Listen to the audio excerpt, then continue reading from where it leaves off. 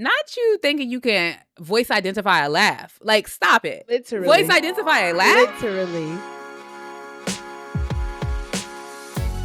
Welcome back in, everyone. This is Black Girls Talking TV, where we bring the group chat to life and discuss all your favorite TV shows. Today is all about season 4 of The Traitors. We are talking about episode 4 and 5. That is the second drop. If you haven't watched our first recap, we did recap the first 3 episodes, so make sure you check that out. I am Victoria. I am one of your hosts, and I'm a psychologist. I'm Kamaria. I'm an attorney and a pop culture writer. So let's get into it. Let's go into the breakfast. I knew Caroline was gonna get killed. We said it last time. You know, definitely. I thought that was a good pick. They needed a housewife. Otherwise, it was just gonna start turning into the housewives. One of them is a traitor. Yeah. Somebody in our comments was talking about how, like, the fact that there are no gamers in the turret, it's like the gamers are basically open season on them, right? And so I feel like this choice with Caroline, of course, they picked her so that she wouldn't reflect back on them. But had there not been 2 housewives in there, I don't even think they would have thought about that as a consideration. You know what I mean? Like, the gamers would be looking out for the gamers, the housewives would be looking out for the housewives, the other people, whatever, may just not even think about it as a whole. But I think that they did a disservice to the gamers. I know that's like a little bit off, but the fact that, I agree. Like, they definitely did, because I feel like if there was a gamer in the turret, then the gamers probably would have had more of an opportunity to actually try and work together. Now they're just going after each other, because I feel like they probably assume one of them is a traitor. And since they have not gotten together to, like, say, hey, like, we're actually all faithfuls, we need to stick together, it's like you said, it's just been open season where it's like, nope, gotta go. So yeah, it does suck, because I feel like having a gamer in the turret would have just upped the game level a little bit and the strategy. Not saying the trainers are doing a bad job, because I think they're doing a great job, but they need one. They need one in there. That just needs to be a rule. Yeah. They could have had Natalie. I think Natalie would have been the most undercover, covert gamer they could have stuck in there. Especially because she's so old. Not, I don't want to say old. She ain't like that old. I guess she is kind of old, because she like, blood. Not in her age. I'm saying, like, when she played Survivor. Old school. Like when she played. Like Jam I think is she's a little like more new. Tiffany is new in the game space, right? Like some of the other gamers are a little bit more seasoned, so she would have been a good one. Or Rob C, but Rob C was talking a lot, and so that too much. Yeah, people was talking about that in the comments too. But but that murder for the breakfast was Caroline, and it was literally strategic, because it was like, it's too many gamers, not enough housewives. It's gonna get suspicious. Yeah. The other thing I wanted to comment on from breakfast, and it's happened in multiple breakfasts, I meant to say it last episode. The way Michael Rappaport holds his food and his drinks, like, makes me sick. Like, it's like a little kid. I want him to just ungrip everything. Like, everything is just so. I don't know if he has, and I hope he does not have like a medical condition, and this is why this is happening. If it is, God, please forgive me. But I am just like, what is going on? Everything is just like, I just want him to just release the tension in your body, sir. If you are listening, please. No, I heard somebody say something about that too. They was like, "What is this? What is this?" So wild. So the first round table they banished Tiffany. At that first breakfast, when Colton was in his confessionals talking about I think she has this need for control, and that's why she's running the turret and I wanted to be like, boy, shut up. And this is why you can't give too much praise to one person for feeling like they sussed out a traitor, because then it gets to their head.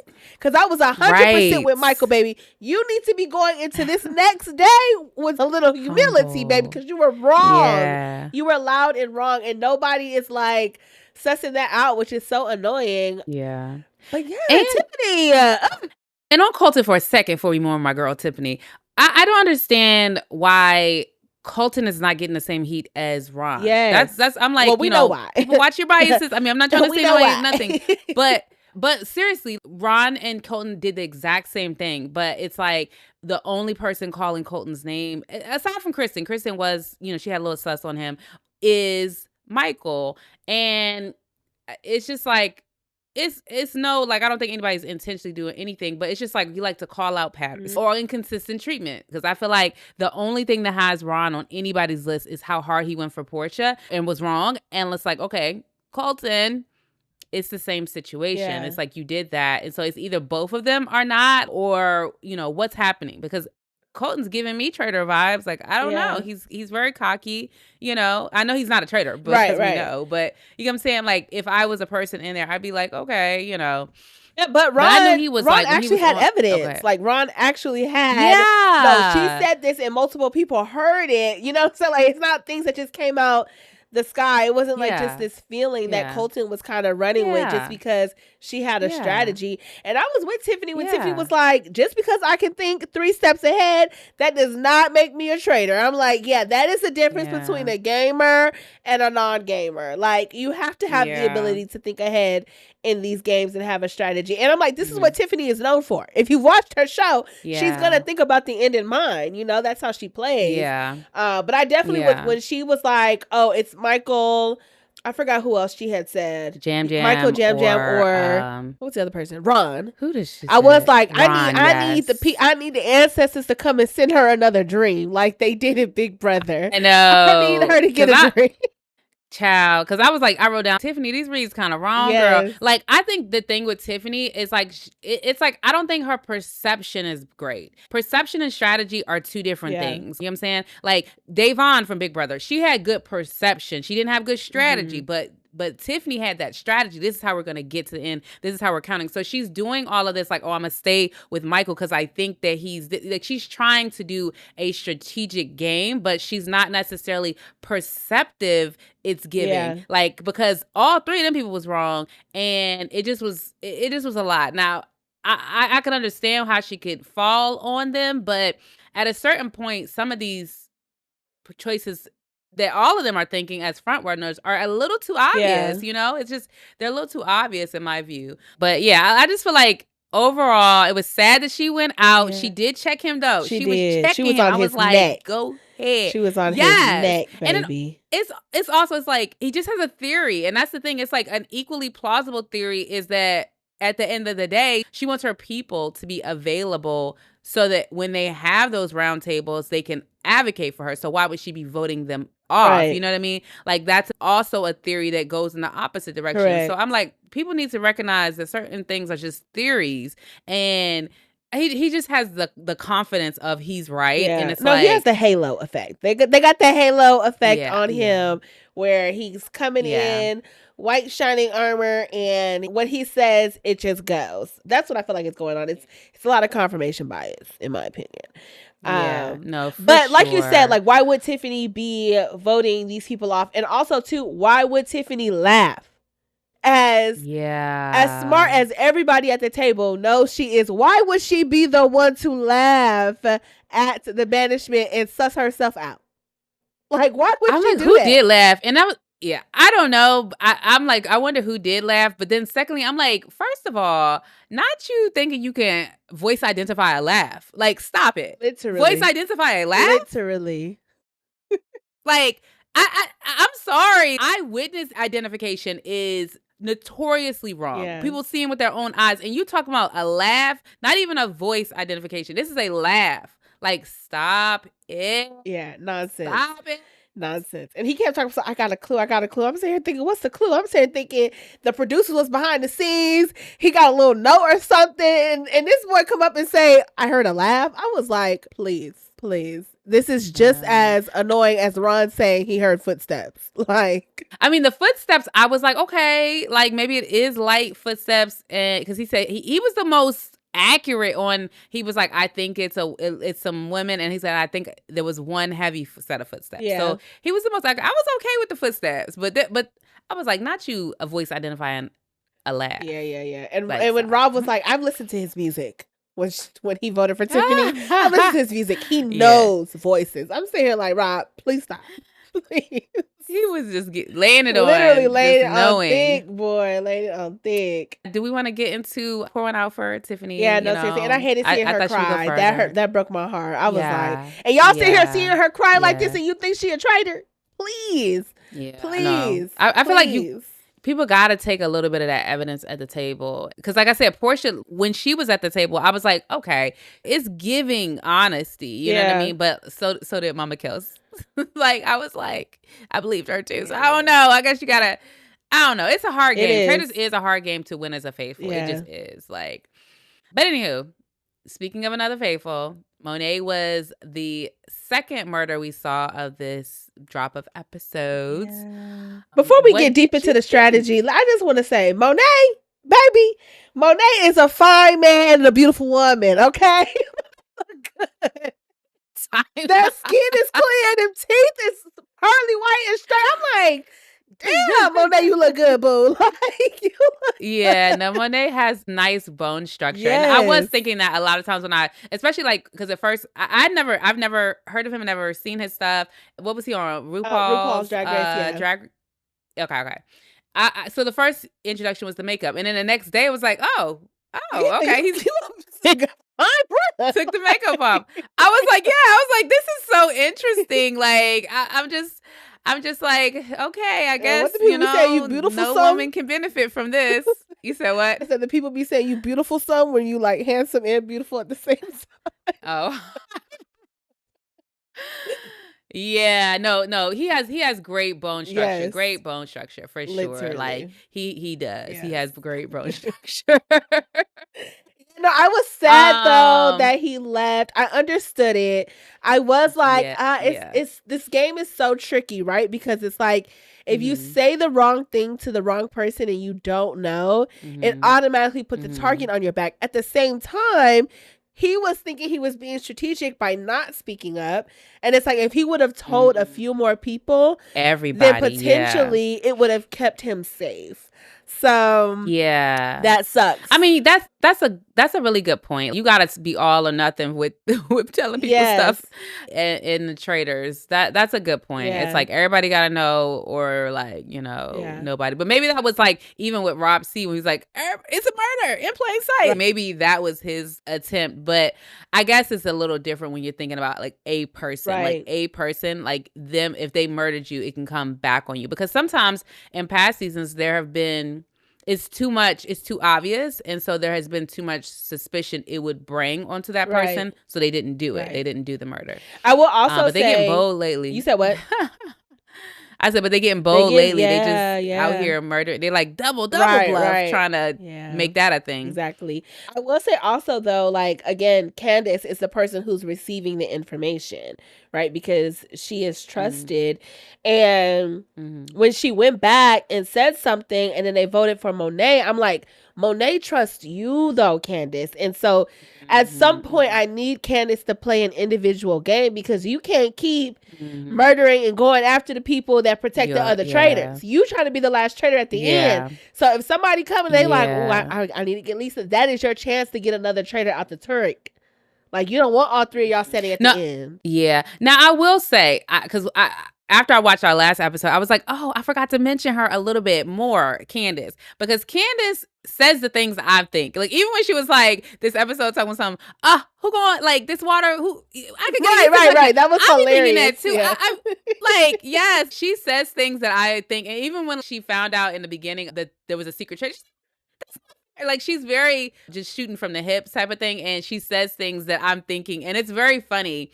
I also thought this episode that I'm like, she's doing a very good job of traitor. I don't know. We'll discuss, but she's traitor of the week for sure. Yeah, she's doing her thing. She's doing a good job, and it's like I would think people would be more suspicious of her, but it's like because she's been consistent, right? Like she's been consistent and she's been her. I don't think she's taking out her authenticity out of it. So it's not like Elisa Renna, who like we see on TV is super bold and loud. Like they pointed out, they're like, why this girl being quiet? Like Candace is being Candace, although she is in the front of a lot of conversations and people are coming to her. It's like they trust her almost to a fault, and yeah, it is what it is. I think they also underestimate her. I think they underestimate her a bit, and I think that's Rob, and I think that's her advantage, their advantage, because I think they're underestimated. People are thinking, oh, they're just doing their thing or whatever, they're just being themselves. Yeah. But one thing I will say about Candace is that on the last roundtable where Micheal went out, and we'll talk about that in a quick second, I felt her answer was too canned. I was like, you slipping, girl, because the answer was a little canned. She was like, I am sticking with what I decided I would do as a faithful. She said something about her vote, and this is the way I'm choosing to vote as a, like, she said something like, as a faithful. It just sounded too, like she was putting on a performance from the Traitors standpoint. It sounded like she was, I don't know. Go back and look at it. Yeah, no, I do feel what you're saying. Yeah, I will. But also, too, you noticed that? I did notice that and the fact that Candace and Lisa voted for Ron. I didn't think that was smart when everybody at the table was saying, like, no, we just need to go ahead and get Micheal out. If he's a faithful, it doesn't matter. If he's a traitor, thank God. Like, I feel like those are the type of votes you gotta go with the majority. I think Candace was trying to drive her goal with that. And I'm like, girl, you can't do that. You're just gonna have to keep Ron around for another banishment. Like, you can't be, I know. Trying to. So I was like, oh, this might put a target on her and Lisa's back. Lisa already got one. So I'm like, this might not, this might not be good. So we'll see. Yeah. But yeah. She was like, this is what I pick. And but for the sake of consistency, it's like, are you giving us your alibi or what? You know what I mean? It was giving a little bit that. So I don't know. But anything else to say about Monet before we switch into Michael's banishment? No, but I did want to say that next breakfast after Monet's banishment, when Ron came in and there was a lack of applause, like, damn, they doing Ron dirty, boy. They doing Ron dirty. And again, I know we gonna get to it, but when he was like, my family is none of y'all fucking business, I said, and period. Yeah. He said, I'm here for a gang. When he said that, I said, this is the real Ron coming out. Don't fuck with him.